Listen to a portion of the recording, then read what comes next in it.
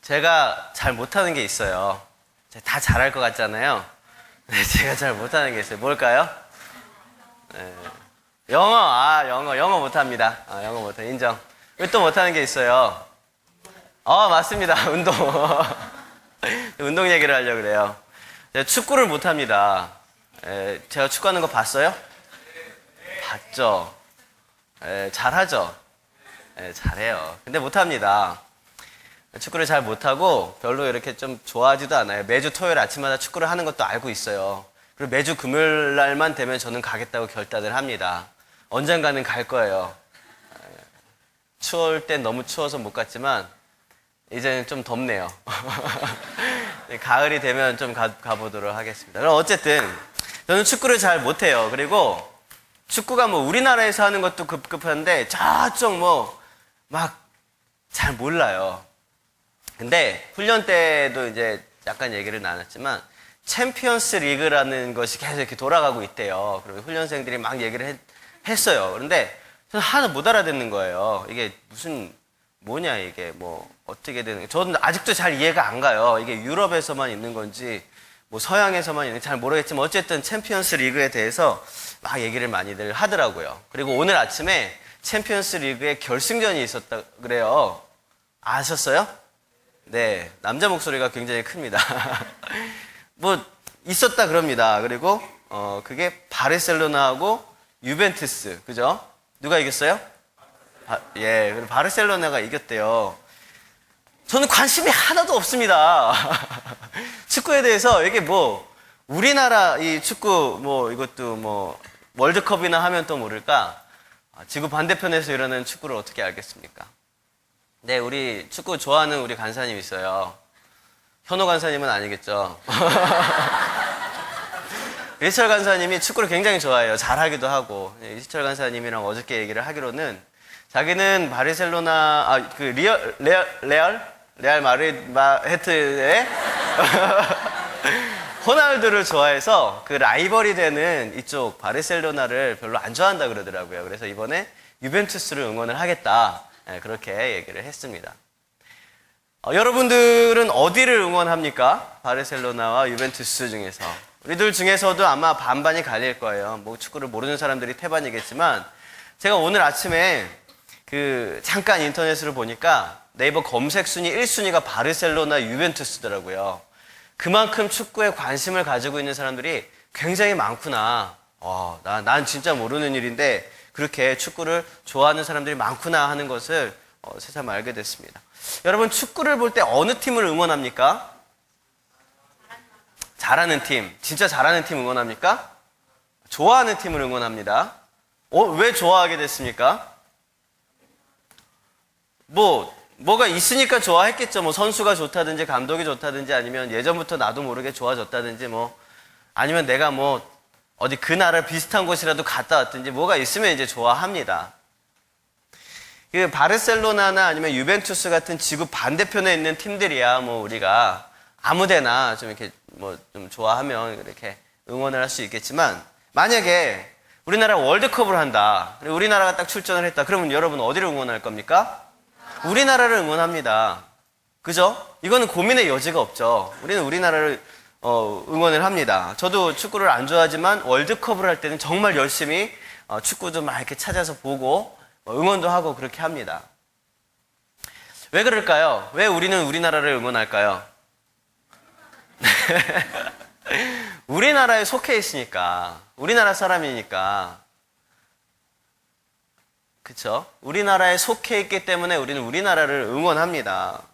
만약에 바르셀로나의 감독이 내 삼촌이든지 아니면 유벤투스의 골키퍼가 내 동생이든지 아니면 이 메시가 우리 젊은이 교회 예배를 한 번이라도 드렸던지 그럼 제가 이제 그쪽을 응원을 하겠죠. 안 그렇겠어요? 그죠? 한 번이라도 이렇게 좀 왔다 가면 응원을 할 겁니다. 제가 제일 좋아하는 가수는 오은영입니다. 이런 식으로 제가 이제 그런 걸 이렇게 응원을 하겠죠. 근데 여러분 우리가 어느 공동체에 속해 있다라는 것은요. 엄밀하게 말하면 그 공동체가 나와 어떤 연관이 있다라는 거예요. 어떤 연결고리가 있다는 것입니다. 우리가 우리나라 축구를 응원하는 이유는 우리나라 축구가 잘해서? 물론 잘하기도 하지만, 많이 응원은 했지만, 그렇지만 항상 1등 하는 건 아니잖아요. 1등 못하는 게 더 많잖아요.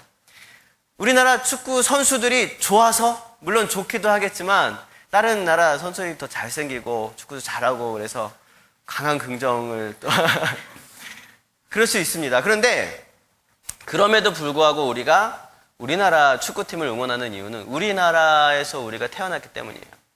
우리나라에서 우리가 우리말을 쓰고 있기 때문이고 그 선수들과 동일한 문화를 가지고 있기 때문입니다. 동일한 생김새를 가지고 있기 때문이에요. 그런 연관성이 있기 때문에 우리는 그 공동체를 응원을 합니다. 때로는 나의 선택에 의해서 공동체를 선택할 수도 있지만 아니면 내 선택과는 전혀 상관없이 공동체에 우리가 소속되기도 합니다. 오늘 말씀에 보면은요, 우리는 하나님께 속했다라고 이야기하고 있어요. 오늘 말씀을 다시 한번 제가 읽어볼게요. 예수께서 그리스도이심을 믿는 자마다 하나님께로부터 난 자니 또한 낳으신 이를 사랑하는 자마다 그에게서 난 자를 사랑하느니라 그랬습니다. 우리는 하나님께로부터 난 자라고 하고 있습니다. 그러니까 우리는 하나님께 속해 있다라는 얘기입니다. 우리는요, 하나님이 우리를 만드셨어요. 그렇기 때문에 우리는 하나님과 연결 관계가 있습니다. 하나님께서 우리를 이 땅에 보내셨어요. 그리고 우리에게 사명을 주셨습니다. 우리를 위해서 예수 그리스도를 독생자를 보내셨습니다. 그렇기 때문에 우리는 하나님과 연결 관계가 있어요. 관련이 있습니다. 그래서 우리는 하나님께 속해 있는 거예요. 하지만 동일하게 이 땅 위에 살고 있지만서도 하나님께 속해 있지 않는 사람들이 있습니다. 우리 옆에 살고 있지만 하나님께 소속되어 있지 않은 사람들이 있어요. 나는 하나님께 속하여 있지만 저 사람은 하나님께 속해 있지 않은 사람들이 있다는 거죠. 동일한 문화 안에 살고 동일한 밥을 먹으면서 동일한 말을 쓰지만 그래도 누군가는 하나님께 속해 있고 누군가는 하나님께 속하지 않았다는 것입니다. 그러면 하나님께 속해 있는 사람들과 하나님께 속하지 않은 사람들의 이 두드러진 차이가 있다는 것을 우리는 오늘 말씀을 통해서 좀 나누고자 합니다. 반대로 얘기하면 하나님께 속해 있는 사람들만의 어떤 특징이 있다는 거예요.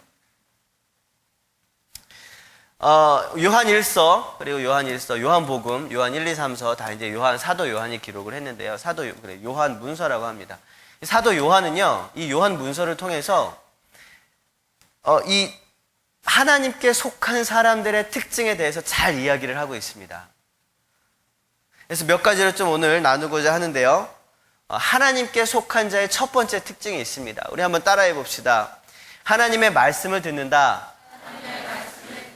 하나님께 속한 자는 하나님의 말씀을 듣습니다. 요한복음 8장 말씀을 함께 읽어보겠습니다. 시작.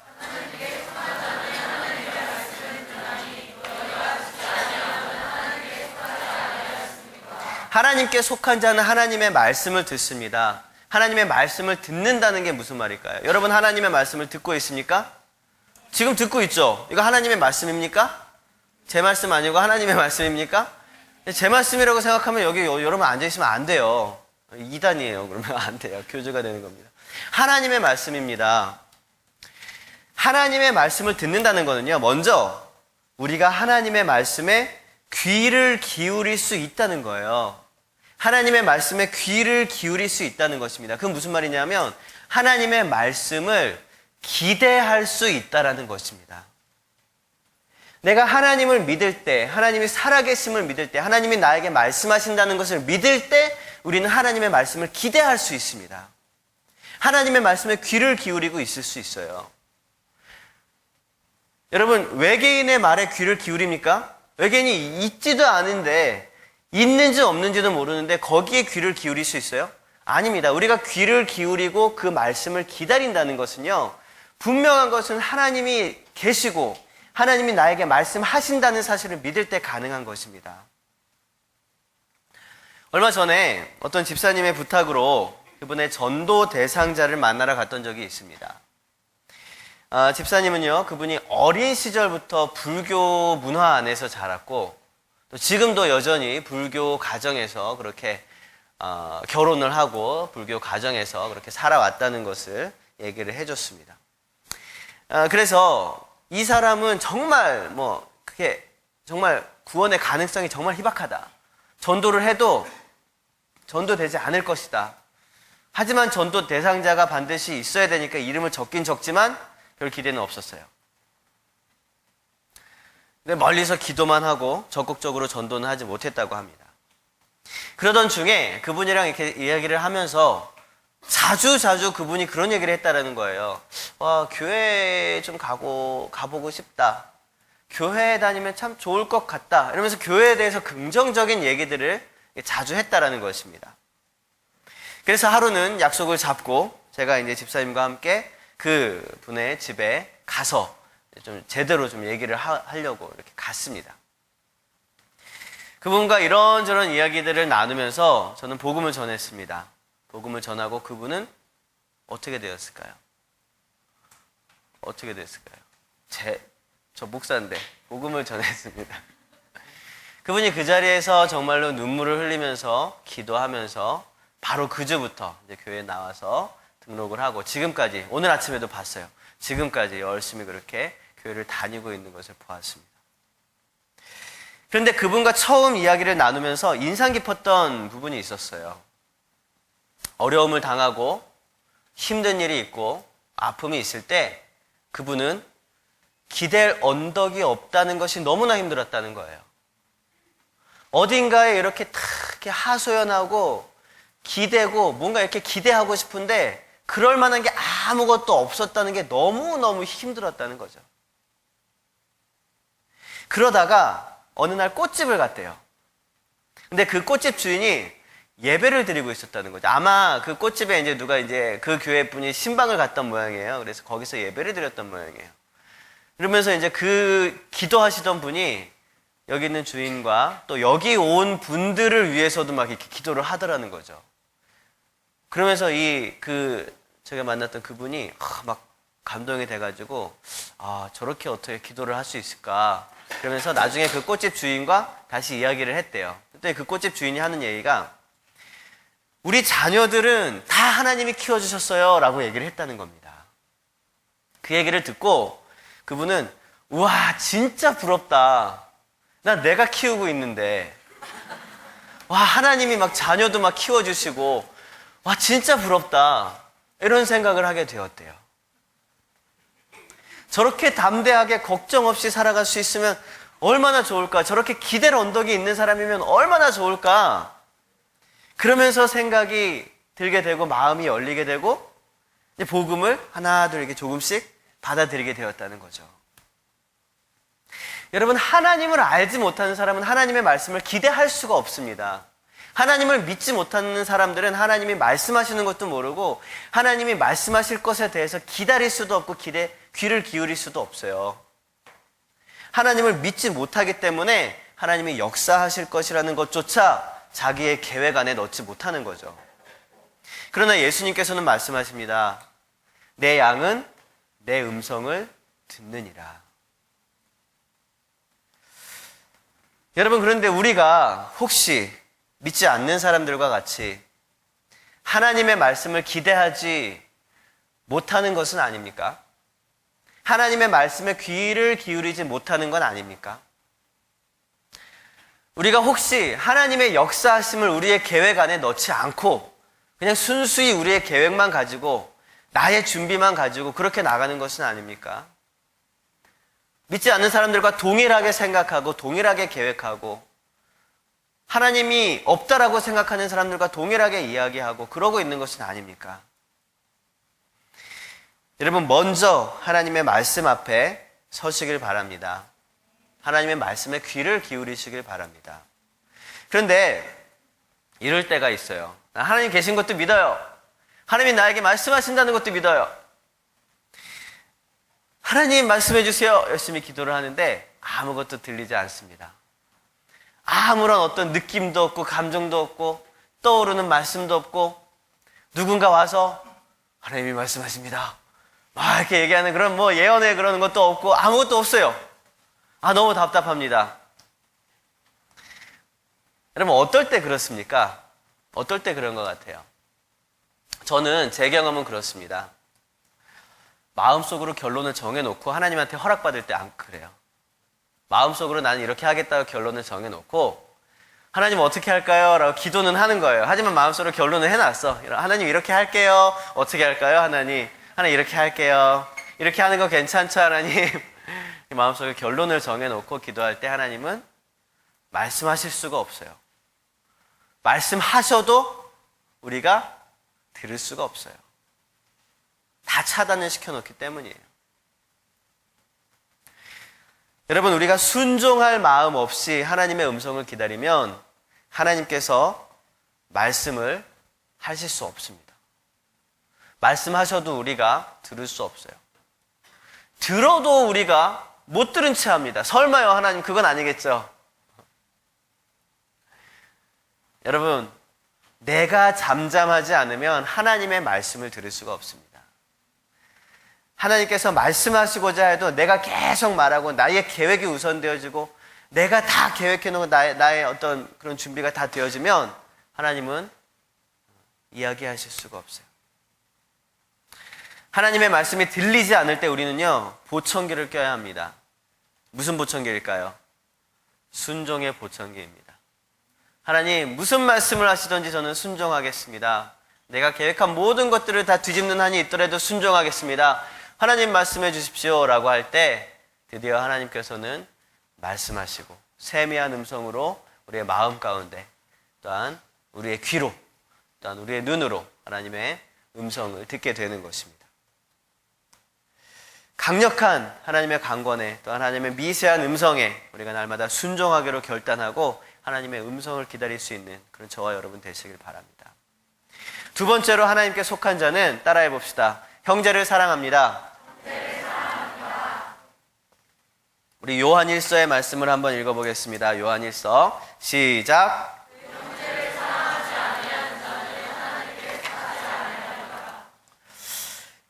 아니하리라. 자매들이 빨리 좀 하나님께 속해야지 좀 형제들이 사랑을 받을 텐데요.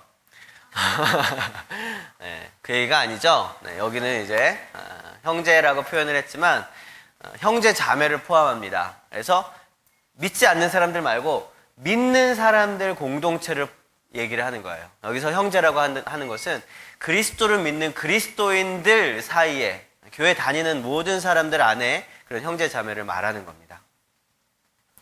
사도 요한의 이 모든 문서들, 요한복음이라든지 요한 1서, 2서, 3서 여기 모든 서신들을 보면 공통적으로 말하는 게 이거예요. 요한 신학이라고 하는데요. 그 공통적인 부분 핵심이 이겁니다. 하나님을 사랑하는 사람은 반드시 하나님께로부터 난 형제 자매 그리스도인도 사랑한다. 하나님을 사랑하는 사람은 우리들 안에 서로 사랑하게 되어진다라는 것이죠. 왜냐하면 그것이 우리를 사랑하시고 우리가 사랑하는 그 하나님의 기뻐하시는 일이라는 것을 우리가 알기 때문입니다. 하나님은 우리에게 명령하십니다. 하나님의 계명들을 지키는 것이 바로 하나님을 사랑하는 것이라고 이야기하십니다. 그리고 그 계명이 뭐냐면 서로 사랑하라. 내가 너희를 사랑한 것 같이 너희도 서로 사랑하라. 이게 계명이에요. 예수님이 우리를 죽기까지 사랑하셨습니다. 그 죽기까지 사랑하신 그 사랑으로 서로 사랑하라. 온전히 사랑하라. 너희 형제들 안에, 너희 자매들 안에, 믿는 우리 형제 자매들 안에서 서로 사랑하라 라고 이야기를 하고 있는 것입니다. 하나님께 속했는데, 난 분명히 하나님께 속해 있는데, 근데 내 안에 내 욕심이 꾸물꾸물 살아 있습니다. 내 안에 아직도 이 세상 가치로 내가 가지고 싶어하는 그런 여러 가지 것들을 기준 삼고 있습니다. 그렇게 되어지면 가장 먼저 무너지는 부분이 바로 이 부분이에요. 형제 사랑. 서로 사랑하는 것. 이게 가장 먼저 무너지게 됩니다. 내 이익과 내 자존심을 건드리는 그 사람이 미워지고 원망스러워집니다. 사랑이 없어집니다. 하나님을 사랑한다고 하지만 하나님을 사랑하는 그 열정을 가지고 이웃을 무시합니다. 하나님을 사랑한다고 하는 그 이유 아래 다른 사람들을 죽입니다. 관계를 깨트립니다. 하나님을 사랑하는 사람은 우리 형제 자매들을 사랑하게 됩니다. 여러분, 혹시라도 우리 서로의 마음 안에 사랑하는 마음이 없다면 지금 여러분이 하나님을 제대로 사랑하고 있는지 점검해야 합니다. 그 하나님 예수 그리스도의 십자가 앞에 제대로 감사하고 있는지 점검을 해봐야 돼요. 그러면 여러분, 형제 자매를 사랑한다는 것은 무엇일까요? 형제 자매를 사랑한다. 저는 얼마 전에 어떤 권사님으로부터 정말 최고의 사랑 이야기를 들었습니다. 그분은 요양보호사입니다. 요양보호사. 요양보호사는요, 요양병원에서 노인분들을 간호하고 또 섬기는 그런 일을 하시는 분들입니다. 지금도 요양병원에서 지금 한 7, 8년째, 10년 가까이 일을 하고 계신데요. 우리 교회에서도 잘 예배하고 계신 권사님이십니다. 그런데 그분과 이야기를 나누었는데요. 그분은 오랫동안 요양보호사로 일을 해오셨다고 합니다. 그러면서 노인분들을 많이 섬기시는 거거든요. 노인분들의 임종을 굉장히 많이 봐왔다고 해요. 그런데 이분은 이 요양보호사를 직업이 아니라 사역으로 생각하시는 분이에요. 그래서 이 돌아가시는 분들에게 복음을 전하고 그분들을 위해서 기도하고 그분들을 섬기는 것을 가장 큰 사명으로, 어떤 자기의 할 일들보다 가장 우선되어지고 가장 큰 사명으로 생각하시는 분이었습니다. 건강할 때는 굉장히 완강합니다. 요양원에 계신 분들도 그래요. 건강할 때는 굉장히 완강합니다. 하지만 죽음을 딱 앞두고 돌아가시기 직전에는 정말 많은 분들이 주님을 영접하고 기도하면서 눈물로 주님 앞에 나아간다고 합니다. 그래서 굉장히 많은 분들을 정말 죽음 앞에서 주님께 돌아오게 할 수 있었던 그런 귀한 사역을 감당하시는 분이었어요. 근데 그 중에서 가끔씩은 이런 분들이 있었어요. 어떤 분들은 정말 기도하고 싶은데, 정말 찬양하고 싶은데, 정말 회개하고 간구하고 싶은데 이미 말을 할 수 있는 기능이 상실된 분들이 있었어요. 이미 자기의 모든 의사 표현은 눈 깜빡이는 것 외에는 할 수 없는 그런 분들이 계셨다는 거죠. 돌아가시기 직전이니까 얼마나 힘든 분들이 많았겠습니까? 마음으로는 정말 예수 그리스도를 영접하고 하나님 나라에 대한 소망이 있고 믿음이 가득한데, 근데 단 한 번도 입으로 기도를 해본 적이 없어요. 단 한 번도 입으로 자기의 죄를 회개한 적이 없었던 그런 분들이었던 거예요. 그런 어르신들을 보면서 이 권사님은요, 그분을 붙들고 대신해서 회개 기도를 하는 거예요. 대신해서 간구의 기도를 하는 거예요. 그분은 눈 깜빡이는 거 하나로만 신호를 보내지만 그 마음을 읽고 그분을 대신해서 이 권사님이 목소리로 기도하고 회개하면서 주님 앞에 나아가는 겁니다.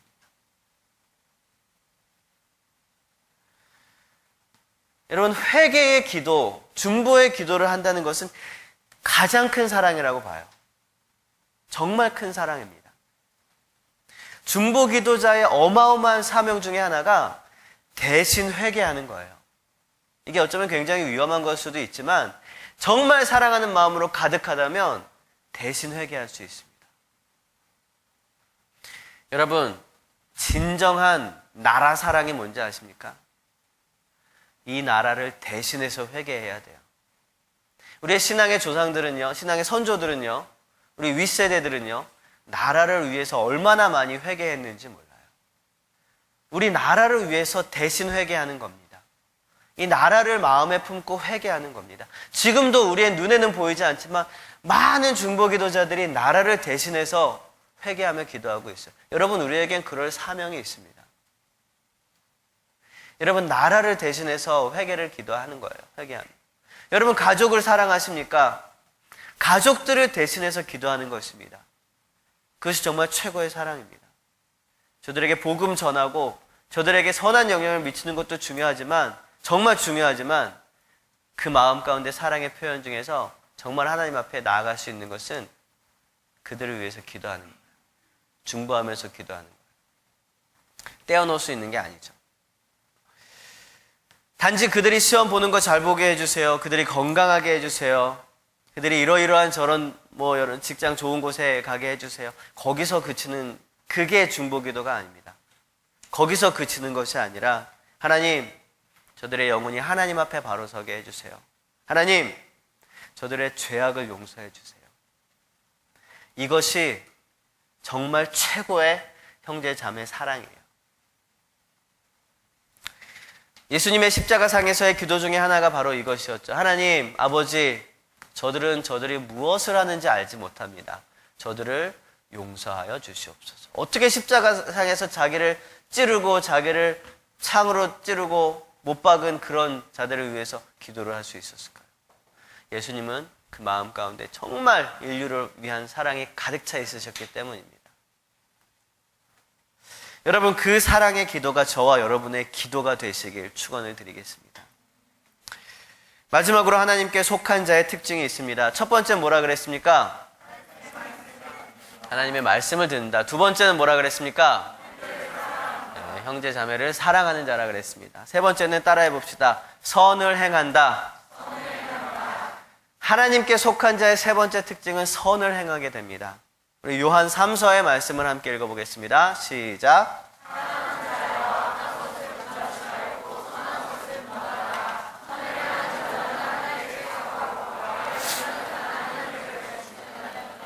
네, 여러분, 악한 것을 본받으십니까? 선한 것을 본받으십니까?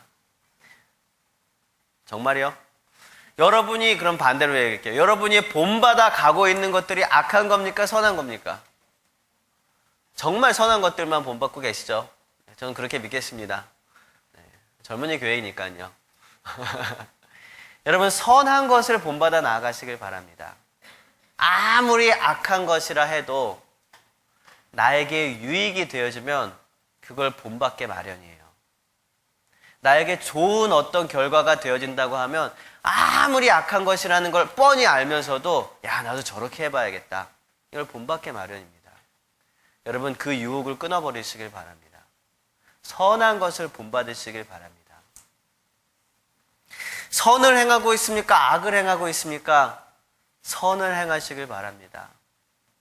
여러분의 삶이 악한 것은 본받지도 않고 행하지도 않고 선을 행하면서 선한 것을 본받으면서 서로가 서로에게 선한 영향력을 미칠 수 있는 그런 여러분의 삶이 되시길 바랍니다. 하나님께 속한 자는 선한 행동들을 한다고 하였습니다.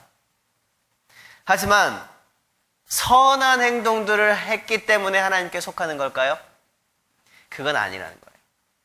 하나님께 속한 자는 선한 행동을 하지만 선한 행동을 했기 때문에 하나님께 속하게 되었다는 건 아니에요.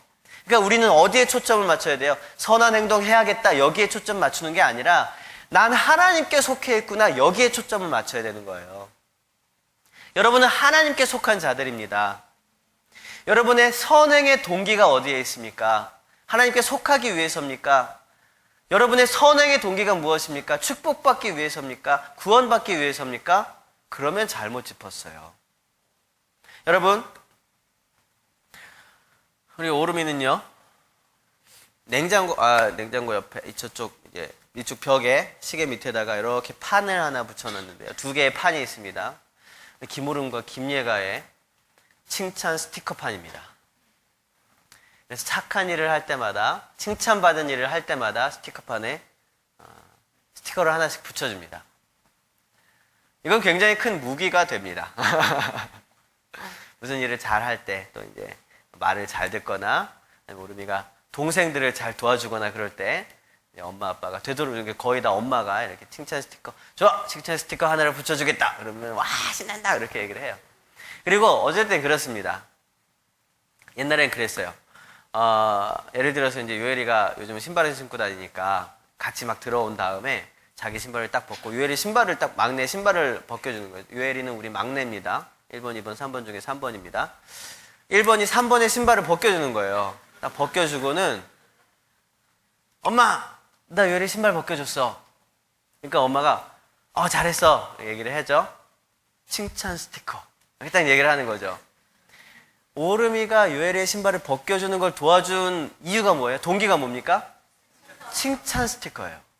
지금 들어오면 안 되는데 오름이가 칭찬 스티커라는 동기를 가지고 선행을 했다는 거죠. 그래서 저는 예전에 오름이한테 그렇게 얘기를 했습니다. 너가 착한 일을 하고 나서 아빠한테 칭찬 스티커 얘기를 하면 아빠는 스티커를 하나만 붙여주고 안 하고 그냥 기다리면 내가 2개를 붙여주겠다. 이렇게 얘기를 했어요.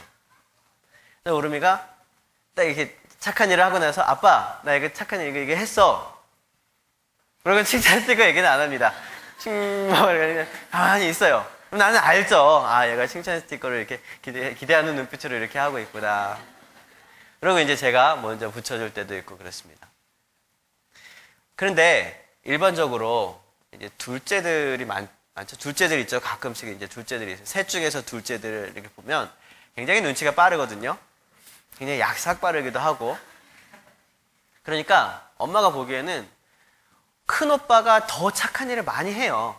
그리고 실제로 이렇게 객관적으로 봐도 얘는 칭찬 스티커 3개를 붙여줄 만한 일을 오늘 하루 종일 했는데 둘째는 얘가는 2개밖에 없는 거예요. 그럼 어떻게 하겠어요? 3개 2개를 붙여야 되잖아요. 근데 엄마는 어떻게 하는지 아십니까? 어떻게 해서든지 얘가한테 칭찬 스티커 하나를 더 붙여줘서 똑같이 붙이게끔 만들어요. 아마 여러분들의 부모님도 다 그랬을 거예요. 어떻게 해서든지 그러면은 기다려봐 엄마가 얘가 뭐 붙일 만한 거 없나 생각해 볼게. 그러고는 예를 들면 넌 오늘 뭐 오빠 말 잘 들었어. 그냥 그런 걸로 그냥 이렇게 하나를 붙여주기도 하고 너 집에 들어올 때 때 안 쓰고 잘 들어왔어. 뭐 사달라고 안 했어. 뭐 이런 식으로 이렇게 좋은 걸 어쨌든지 갖다 붙여서 스티커를 갖다 붙여줍니다. 여러분, 저는 이걸 보면서요, 우리의 선행의 동기가 무엇일까라는 걸 우리가 살펴봅니다. 우리가 선행을 했다고 해서 칭찬 스티커를 붙여주는 걸까요? 칭찬 스티커를 붙여주었기 때문에 선행을 하는 걸까요? 이게 2개가 무슨 연관이 있을까요? 저는 하나님이 우리를 보실 때도 마찬가지예요. 우리가 구원을 받기 위해서 선한 행동을 한다면 우리는 그건 잘못 짚었어요. 하나님은 우리에게 구원을 부어주시려고, 축복을 부어주시려고, 하나님 나라의 소망을 부어주시려고 언제든지 기다리고 계십니다. 우리가 무엇을 하든지 어떻게 했든지 아주 작은 믿음의 고백이라도 한다면 하나님은 그걸 가지고도 이야 너 진짜 내 자녀구나. 넌 나의 백성이구나. 넌 하나님 나라에서 보자. 이렇게 얘기를 하십니다. 그러면 우리가 선행을 하는 이유는 무엇이냐 이거죠. 우리가 선행을 하는 동기가 무엇이냐 이거죠. 우리의 선행의 동기가 축복받기 위해서라면 잘못 짚었어요. 구원받기 위해서라면 잘못 짚었어요. 우리가 선행을 하는 이유는 단 하나입니다. 하나님의 자녀이기 때문이에요. 하나님의 자녀라는 이유만으로 우리는 선행을 하는 거죠. 그렇게 되어질 때에 통로가 열리게 되고 저 사람도 하나님의 자녀가 되어질 수 있게 되는 겁니다. 복음의 통로가 열리게 되는 거예요. 길거리를 지나다니다가 이런 현수막을 봤습니다. 여러분도 봤을 겁니다. 안산 시민은 무단횡단을 하지 않습니다. 이런 현수막을 딱 봤어요. 이거 무단횡단을 하라는 겁니까? 말라는 겁니까? 제가 이걸 언제 봤냐 하면 시흥 시민일 때 봤어요. 그럼 난 무단횡단 해도 되는구나. 여러분, 여러 가지 위험성과 불편함 그리고 불법이라는 것을 각인시키기 위해서 무단횡단을 하지 말라고 얘기를 하고 있는 것이 아닙니다. 안산 시민이라는 그런 자부심을 가지고 성숙한 문화의식을 내세워서 무단횡단을 하지 않도록 만드는 것, 권유하는 것이 이 현수막이 지금 어필하고 있는 거죠. 우리의 선행도 마찬가지입니다. 이걸 하면 벌 받으니까, 저걸 하면 축복 받으니까, 저걸 하면 구원 받으니까 그래서 선행을 해 나가는 것이 아니라 하나님 나라의 시민이기 때문에 우리는 착하게 사는 거예요. 하나님께 속해 있기 때문에 우리는 착하게 사는 겁니다. 오름이가 밖에 나가서 막 착한 일을 한 다음에 들어와서 아빠가 목사라서 내가 이렇게 했어. 이렇게 얘기를 하면 제가 얼마나 이쁘겠어요. 칭찬 스티커가 문제겠습니까? 야, 너 어떻게 그렇게 생각하냐? 와, 진짜 너 대단하다. 근데 그게 아니라 칭찬 스티커 하나를 위해서 그렇게 왔다면 이게 그죠? 하나님이 보실 때 마찬가지.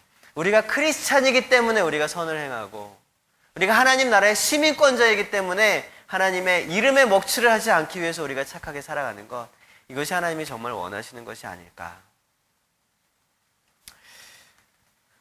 여러분, 오늘 본문 아래쪽에, 오늘 읽지는 않았지만 4절에 보니까는요, 무릇 하나님께로부터 난 자마다 세상을 이기느니라 라고 되어 있습니다.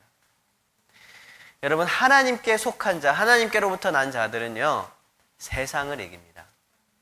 세상을 이겨요. 왜냐하면 언제나 하나님 나라의 법을 우리가 보고 하나님 나라의 법을 지키며 살아가는 것은 이 세상의 법과는 비교할 수 없기 때문이에요. 여러분, 세상을 이기는 그런 저와 여러분 되시길 바랍니다. 세상의 법이, 세상의 가치가 감당치 못하는 그런 하나님 나라의 시민들이 저와 여러분 다 되시길 바랍니다. 오늘 본문 말씀, 그 하나님으로부터 난 자가 누구인지를 정확하게 얘기를 하고 있어요. 요한 1서 5장 1절 오늘 본문 말씀을 보면요, 맨 앞에 나오고 있죠. 무엇을 믿는 자입니까? 예수가 그리스도이심을 믿는 자마다 하나님께로부터 난 자라고 얘기하고 있습니다. 여러분, 예수님이 그리스도라는 것을 믿는 자마다 하나님께 속한 자입니다. 다른 어떤 조건도 없습니다. 다른 어떤 선택도 없습니다. 다른 어떤 요구사항도 없습니다. 예수님이 하나님의 아들 그리스도라는 사실을 믿는 것. 그리스도가 뭡니까? 구원자라는 뜻입니다. 예수님이 구원자라는 것을 믿는 것. 누구의 구원자요? 나의 구원자. 여러분의 구원자라는 것을 믿는 것. 어디로부터 구원입니까? 죄로부터 구원입니다. 예수님이 저와 여러분을 십자가에 달리심으로 죄로부터 구원하셨다는 것을 믿는 모든 사람들은 하나님께 속한 자입니다. 믿음으로 소속되어지게 되는 거예요. 여러분은 그 믿음의 고백으로 세례를 받았고 또 그 믿음의 고백으로 이 예배에 나와서 함께 예배하고 있는 것입니다. 가장 기본이 되는 그런 믿음, 예수님이 그리스도라는 그 믿음, 그것을 잊지 않는 한, 우리가 항상 고백할 수 있는 한 우리는 하나님께 속한 자입니다. 비록 제가 이야기했던 세 가지 특징들, 뭐죠? 첫 번째 게? 말씀을 듣는 자, 형제를 사랑하는 자, 선을 행하는 자. 이 세 가지 특징들이 우리 삶 속에서 풍성하게 나타나지 않는다고 하여도 여러분, 그건 기억하시길 바랍니다. 내가 예수를 그리스도로 믿고 고백하고 있을 때 나는 하나님께 속한 자이구나. 나의 정체성은 하나님 나라의 시민이구나. 여러분, 그걸 반드시 기억하시길 바랍니다. 우리는 하나님께 속한 자들입니다. 우리 함께 찬양하겠습니다.